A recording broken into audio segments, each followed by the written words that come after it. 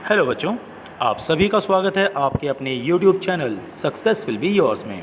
और बच्चों, आज की इस क्लास में हम 10th क्लास के सब्जेक्ट विज्ञान के कार्यपत्रक नंबर 19 के विषय में अध्ययन करेंगे। और बच्चों, इस कार्यपत्रक का टॉपिक है अम्ल, क्षारक एवं लवण। तो आइए बच्चों, शुरू करते हैं आज की क्लास। बच्चों, याद कीजिए, पिछली क्लासेस में हमने अम्ल, क्षारक एवं लवण के विषय में बहुत कुछ अध्ययन किया था। आज के इस कार्यपत्रक के द्वारा बच्चों हम अम्ल तथा क्षारक के रासायनिक गुणों के बारे में यहाँ चर्चा करेंगे। बच्चों, जब कोई अम्ल किसी धातु के साथ अभिक्रिया करता है तो क्या होता है? याद करो बच्चों, मैंने आपको पहले भी बताया था कि जब किसी धातु को किसी अम्ल के साथ अभिक्रिया करवाई जाए तो हमें लवण प्राप्त होते हैं। और कौन सी गैस मिलती है बच्चों? Hydrogen gas. क्योंकि इस हाइड्रोजन गैस के पास यदि जलती हुई माचिस की तीली लाई जाए तो पॉप ध्वनि के साथ यह गैस जल उठती है। बच्चों, यहाँ पर देखिए, आपको एक एग्जाम्पल और एक प्रैक्टिकल आपको बताया हुआ है कि कैसे जिंक धातु जब सल्फ्यूरिक अम्ल अर्थात H2SO4 अम्ल के साथ जब अभिक्रिया करती है तो हमें ZnSO4 जिंक सल्फेट लवण प्राप्त होता है। और कौन सी गैस मिलती है बच्चों? Hydrogen gas. क्योंकि बच्चों, इस हाइड्रोजन गैस के पास जब कोई जलती हुई माचिस की तीली लाई जाती है तो पॉप ध्वनि के साथ वह गैस जल उठती है। यहाँ पर बच्चों जो प्रैक्टिकल आपको दिखाया गया है, इसको ध्यान से देखिए कि कैसे किसी परख नली में सल्फ्यूरिक अम्ल डाला गया और उसमें थोड़े से जिंक धातु के टुकड़े डाले गए।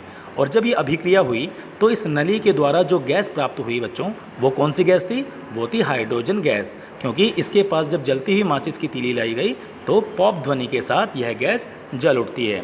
बच्चों, बहुत ही इंपॉर्टेंट रिएक्शन है और बहुत इंपॉर्टेंट कंटेंट है जिसके बारे में पेपर में बहुत बार आपसे पूछा जाता है। तो आप सभी को बहुत ध्यान देने की ज़रूरत है बच्चों इस कंटेंट को देखने के लिए, ठीक है।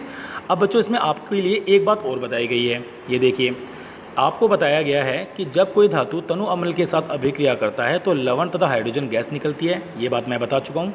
जितनी अधिक क्रियाशील धातु होती हैं जैसे सोडियम, मैग्नीशियम, एल्यूमिनियम, कैल्शियम, तो बच्चों रासायनिक प्रक्रिया या रासायनिक अभिक्रिया उतनी ही तीव्र गति से होती है, ठीक है।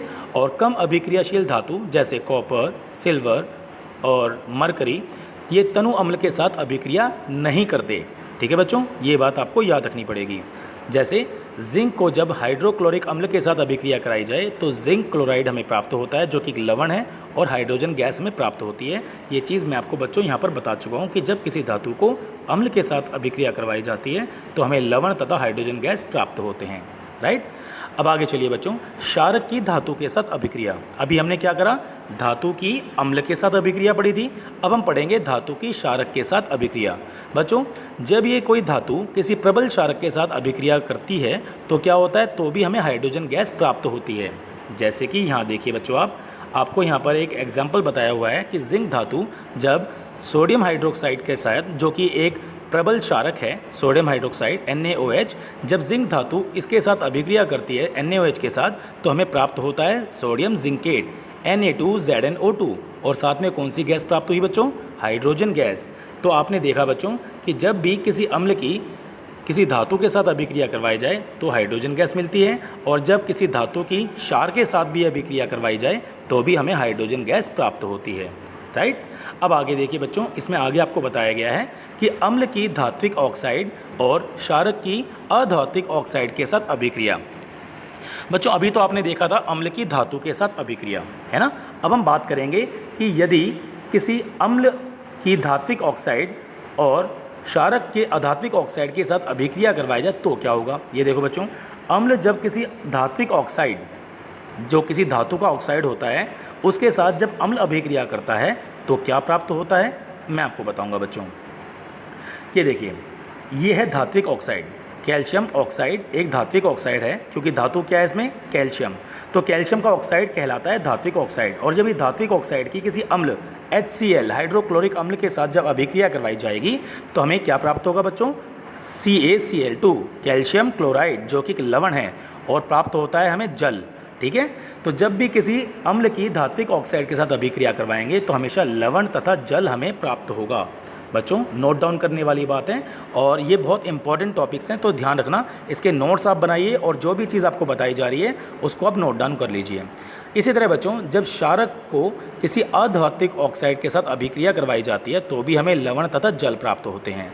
जैसे कार्बन डाइऑक्साइड गैस एक अधात्विक ऑक्साइड है, क्योंकि कार्बन एक अधातु है और उसका ऑक्साइड कार्बन डाइऑक्साइड एक अधात्विक ऑक्साइड माना जाता है।